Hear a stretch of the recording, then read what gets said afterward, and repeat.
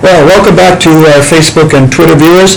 We are live here at the Arthritis Broadcast Network studios at the 2020 Canadian Rheumatology Association and Arthritis Health Professions Association's scientific meeting here in Victoria, British Columbia. My name is Bindon, and I am from the Canadian Spondylitis Association, and it's my great pleasure to welcome Dr. André Luquini, who is here again for another opportunity on our broadcast. He was last year in Montreal, and he's here again to further on his work, and so I'd like to welcome you to the broadcast. Thank you so much for the opportunity. So, you've been working in Canada. You were started out in Brazil as a rheumatologist, and you came to Canada in order to do a research project, and you've been working at the University of British Columbia on a PhD program. Is that right? That's it, yes. 1 year and a half now. And so that program was based on the concept of working with people who might felt they might lose their job, or in fact were working with disabilities and not telling anybody about those things. So tell us about the program. It's called, I think, Making It Work. Making It Work, yes. It's a program, a self-management program aimed at helping patients with inflammatory arthritis to keep working and to keep their level of productivity at work. It's a self-management program with 5 online modules where participants learn skills as effective communication and how to ask for accommodation, and they learn a lot about the disease and how to manage arthritis and employment. These modules, they are all online, and after the modules finish, they go to online meetings with vocational counselor and also individual consultations with vocational counselors and ergonomic assessment with the occupational therapist as well. And so, did you find that there was still an awful lot of I think it's called presenteeism, and also circumstances where people, in fact, are having difficulties at their work, and accommodations are not being made because they don't know how to do what they're... Sure, yes. This is one thing. They have to feel confident to ask for accommodation and build a supportive relationship with coworkers and with employer for them to feel safe and to know how to say to them about the disease. It's a hard time, and the program gives some support, teaching the abilities they need to go over the situation and make the necessary accommodations to keep working and avoid work cessation and disability. But there's a lot of this, of course. We feel vulnerable when we have a disease. Maybe we don't know how it will present in us as individuals. So some patients go very well with medication and some don't and develop more disability or difficulties. The question is, you have to feel confident to face what it goes ahead, and sometimes it's difficult if you don't have a broad relationship supporting you in this decision. We try to fill that gap with the program as much as possible. Well, I know from a personal experience that my arthritis began in the 1980s, and I was halfway through my career at the time, and I actually was fearful that if my disease progressed any more than it already had, that there was a possibility that I wasn't going to be able to finish my career. And a program like this at the time, of course, would have been very, very helpful. I understand you about 500 people that you're monitoring? 564, yes, we monitor, and at 2 years we have still 85% of retention of the... So when you're working through the program, how long does the program take for people to actually learn all of the accommodations?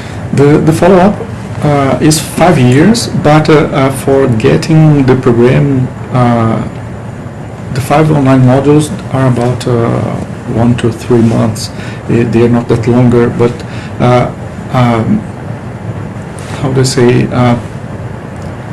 to make the appointments with the vocational counselor and the groups sometimes depends on the schedule of each one, but it's not that far.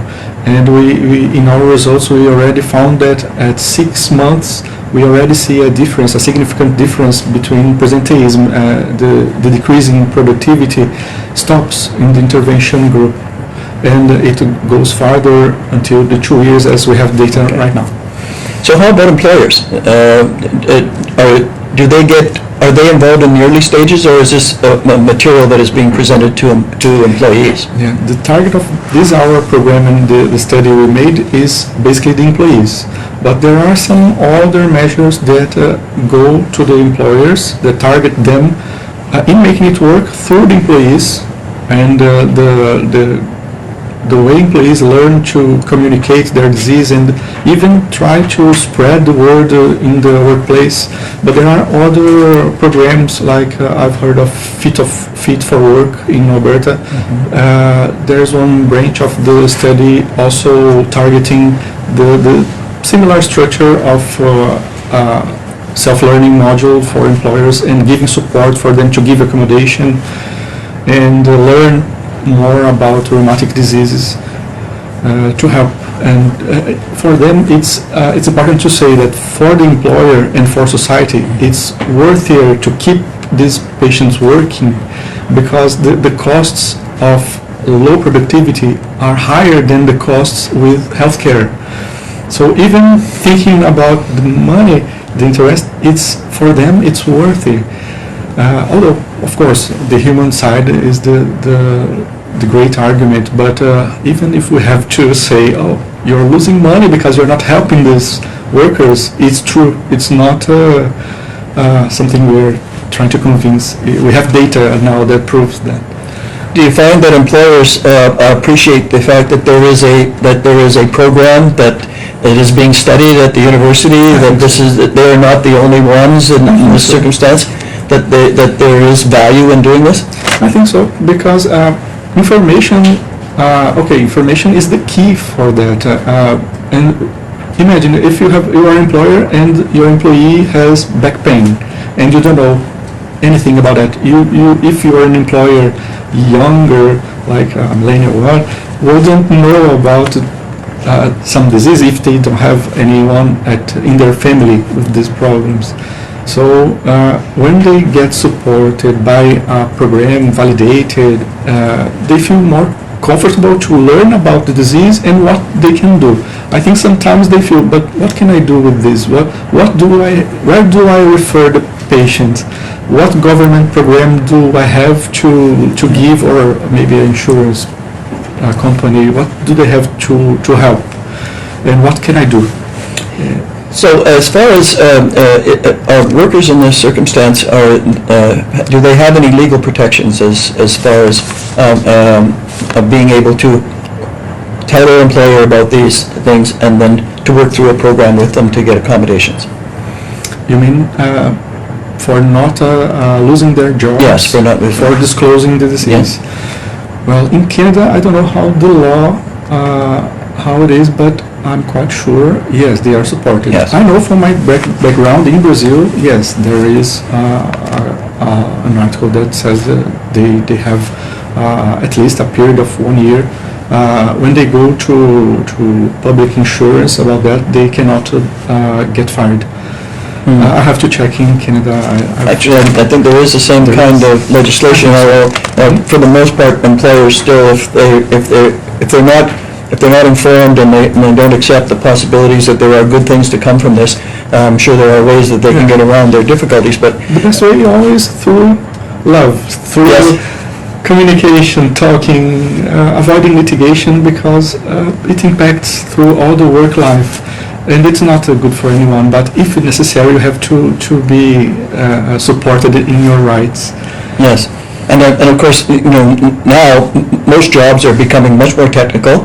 As a result of that, employers are investing a lot more time and effort in the hires that they are. They're more skilled workers. Yeah. So the idea of actually just starting all over again because somebody has a small accommodation that they need Yes. is not a good way to run a business. And there's even a bigger discussion about disability, because disability is sometimes punctual. And what about the abilities? There are too many abilities that make all difference for the workplace, for the productivity. Why to focus in the disability? It's a broader discussion, and I've learned a lot about this. I hope I can help also with the discussion. It's a passion of mine since I began practicing. Excellent. Anita, is there any questions that have come in through Twitter or from Facebook? What accommodations can employees provide for people living with arthritis? A lot of accommodation, including emotional accommodation, even ergonomic accommodations on the workstation. Simple things like changing the type of the keyboard or the chair, and even broader, like changing processes inside of the industry, the company, giving support, emotional support, information to coworkers. There are a lot of things to do. So how did you come with you have 564 people. Where did you get them? We made a lot of partnership. My professor, Dr. Diane Lacaille, she said she started this program at least 18 years ago. So she contacted patient organizations. She made partnerships with the arthritis consumer experts, also rheumatologists practice in BC, Alberta, and Ontario. A lot of people needing. It's a huge number, but of course. It's just probably a small amount of people when you take a look at how many people are going to be helped with this program. Sure. Well, I can certainly tell you that I wish that I had had a program similar to that at the time. As it turned out, my employer was perfectly acceptable and made accommodations for me, and I was able to finish out my career. But at the time, I certainly didn't feel that I could have come forward and said I need a small amount of accommodations in order to finish my career. So I'm grateful that this program is existing for people who are in the situation that Al and many other people found themselves in 35 years ago.